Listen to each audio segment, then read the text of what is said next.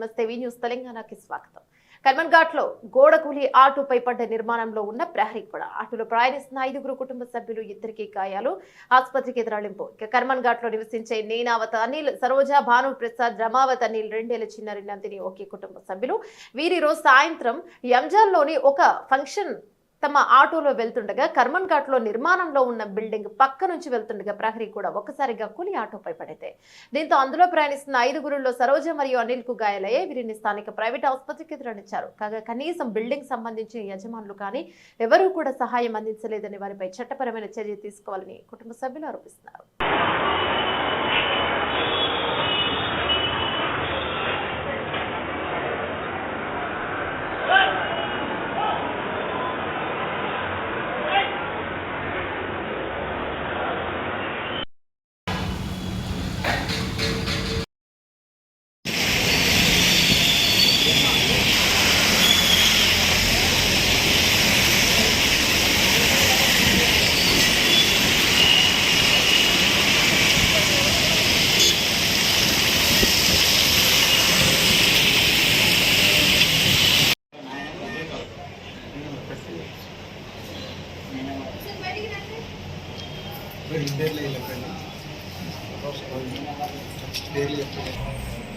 అలాగైతే పుడిబుది అవుతుంది, వాళ్ళకైతే పుడిబుది అవుతుంది. అలా వస్తుంది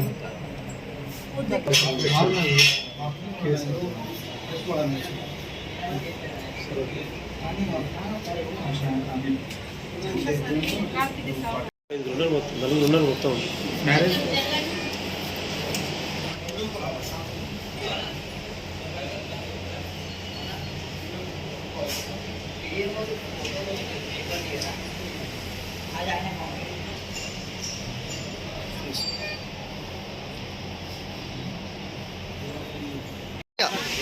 చౌరసు దగ్గర మా రిలేషన్ ఉన్నటువంటి 5 ఫ్యామిలీ మెంబర్స్ ఫంక్షన్ వెళ్తుండగా జలాక్ష హాస్పిటల్ గలిలో సడన్గా వాళ్ళు ఎలా ఇంటిమేషన్ లేకుండా ఆ రోడ్డు ఈ రోడ్డు ఏం బ్లాక్ చేయకుండా కనీసం ఏం జాగ్రత్త లేకుండా అజాగ్రత్తగా వాళ్ళు చేసే పనులు అంత పెద్ద బిల్డింగ్ కడుతున్నారు, అక్కడ కన్స్ట్రక్షన్ అవుతుంది.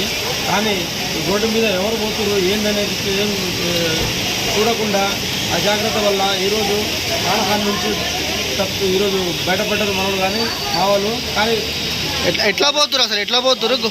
వాళ్ళ ఆటోలో 5గురు ఒక ఫంక్షన్కి బయట వెళ్తూ ఉంటే రోడ్డు మీద వాళ్ళు కన్స్ట్రక్షన్ చేస్తున్న వాళ్ళు పక్కన ఆ కన్స్ట్రక్షన్ వాళ్ళ అజాగ్రత్త వల్ల ఈరోజు వాళ్ళకి తీవ్ర దెబ్బలు తగిలినది కాదు. అంటే గోడ కూలిందా? హాస్పిటల్లో అడ్మిట్ చేశారు. వాళ్ళకి చాలా ఇబ్బందిగా ఉన్నారు వాళ్ళు. ఇప్పటి వరకు ఆ యజమాన్యాలు ఇప్పుడు దాకా ఆ కన్స్ట్రక్షన్ ఎవరైతే చేస్తున్నారో వాళ్ళు ఇప్పుడు దాకా వాళ్ళు ఎలాంటి మా దగ్గర వచ్చి ఏం జరిగిందనేది ఇప్పుడు దాకా తెలుసుకోవడానికి కూడా రావట్లేదు ఇప్పుడు దాకా. మరి వీళ్ళకి పోలీసు వాళ్ళు వచ్చారు, పోలీసు వాళ్ళు వచ్చి మాట్లాడి చూసి వెళ్తారు, కానీ ఇప్పుడు దాకా పరామర్శించడానికి ఎవరు రాలేదు.